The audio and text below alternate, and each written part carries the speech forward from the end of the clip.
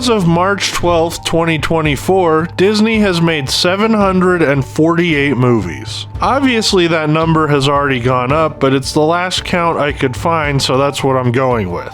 With that many movies, there are a lot out there that fly under the radar. One such forgotten movie is A Kid in King Arthur's Court. Well, I shouldn't say it's forgotten, but it's certainly not talked about all that much. I remember seeing it when I was 7 years old in theaters. I didn't watch it again until I started writing for this video. Just a quick disclaimer before we get started here. When I recorded the audio for this video, I thought the main villain's name was Lord Velasco with a V, but it's actually Lord Belasco with a B. I didn't really feel like going through and re-editing the thing, so it's pronounced wrong the whole time. Sorry about that. I am Merlin, and I am back. Awakened from my eternal slumber to reach out across time for a brave warrior who can take up the sword Excalibur and save Camelot. Easy there, Merlin. I'm not sure you'll find anyone worthy in this century. Calvin Fuller is the main character of this tale, played by the kind of famous Thomas Ian Nicholas. He's on a Little League team even though he's pretty clearly a teenager. He also really sucks at baseball.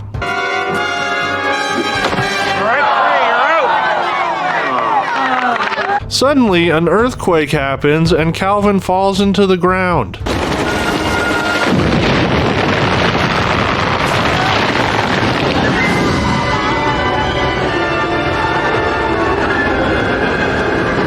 He lands on a knight dressed in all black.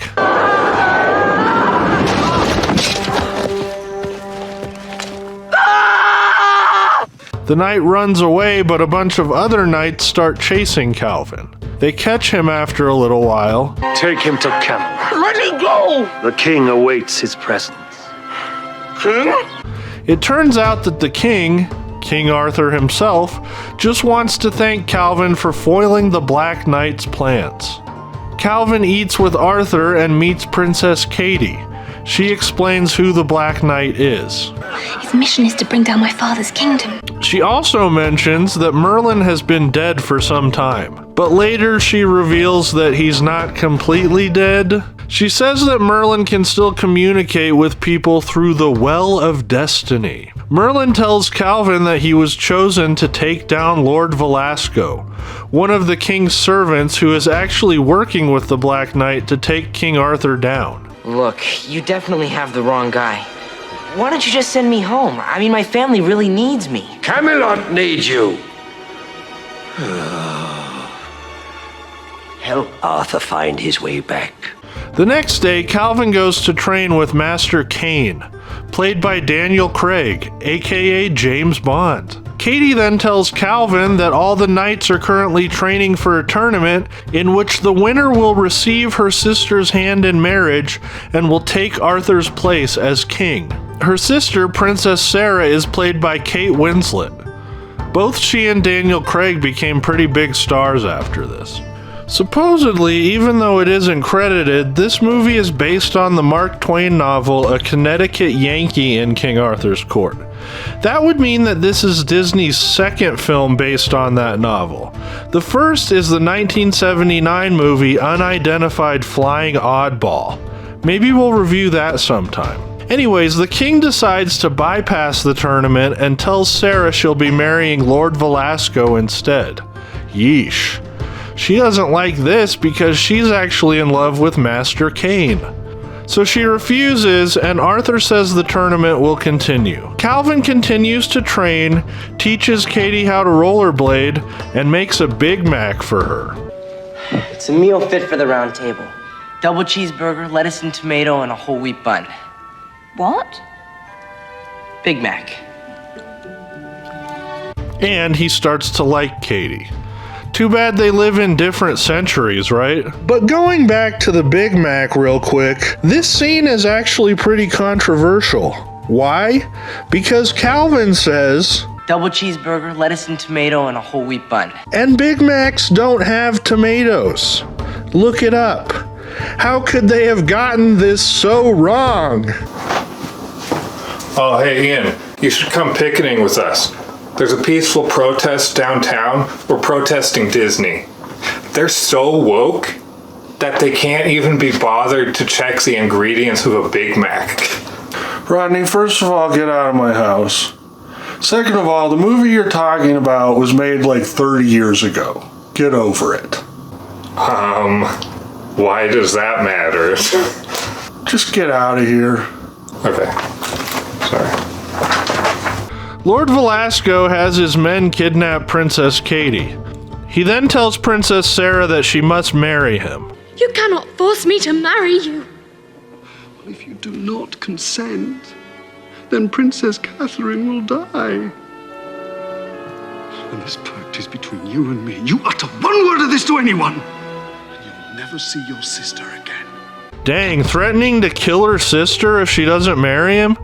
That's pretty cold-blooded. Sarah tells Calvin, and Calvin tells King Arthur. But I would trust Velasco with my life.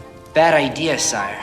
You've been faked out, played for a sucker. Your chain has been royally pulled. All right, boy, I get the point. Arthur thinks he knows where they have taken Katie. Calvin tells Arthur that his people have grown to hate him. There's nothing but sickness and starvation in Camelot, and they think you don't care about them. It appears that King Arthur has become little more than a washed-up old man. But there's still time for redemption. Dressed in disguises, Calvin and Arthur head out to find Princess Katie. In the midst of all this, we find out that the Black Knight is actually a good guy who delivers food to the peasants. Moving on, Calvin and Arthur find the rundown old castle where Lord Velasco is keeping Katie. They reach her but don't have a key for her cell. What sorcery is this? Swiss Army knife. Swiss Army knife. The very name conjures up greatness. Yeah, it's right up there with Harley Davidson. They break Katie out but run into the guards. And I give for Excalibur now. You've got it!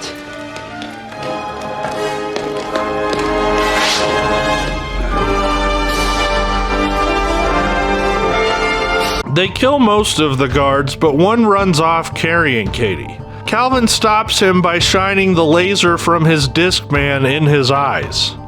Yeah, that really happens.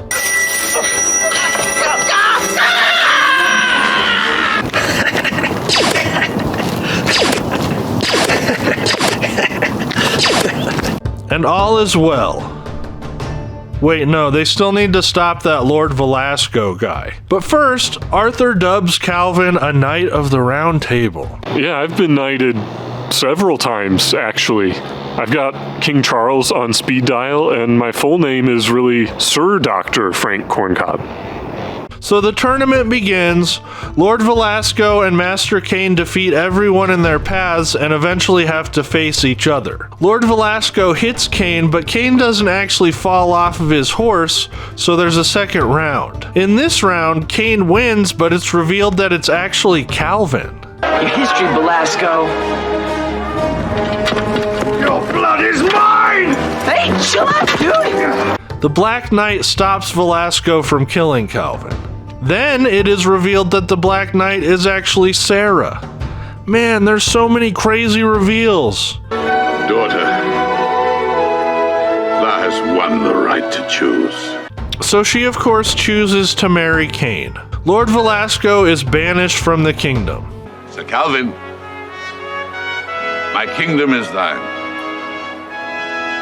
What dost thou want? A castle? A dukedom? I just want to go home. So Calvin says his goodbyes. You won't forget me. How could I?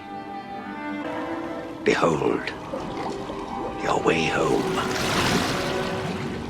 And he heads back to 1990s California. He goes back to before he struck out, but this time he hits a home run. And then somehow Katie shows up and Arthur is in the audience, which makes no sense, but I guess it makes you feel good.